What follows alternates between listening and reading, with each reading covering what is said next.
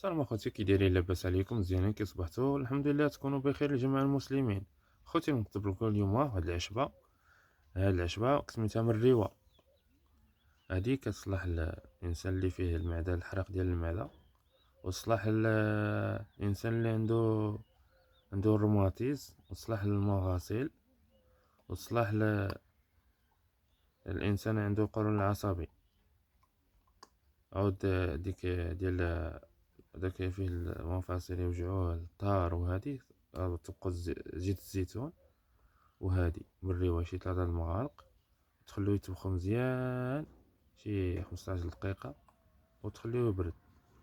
باش تخليوه يبرد قدهنو يديكو يديكو هادي، وتقطعو يعني بقيتو تنعسو عاد ديروها. عاود هاديك ديال المعدة وهادي كتشد الماء الطايب، دير فواحد الكاس، وتشد واحد 3 المغارق ديال مريوت، وتشدو تطبخ واحد 10 دقائق، وبقى تشربو قبل الغدا، قبل العشاء، قبل الفطور. وبالشفاء خوتي، الله يشافيه. الا عنده شي معده، الله يشافيه ويعافيه كلش جميع المسلمين. وشكرا بزاف، دعموني الا بغيتو اخوتي، ما بغيتوش في يد الله.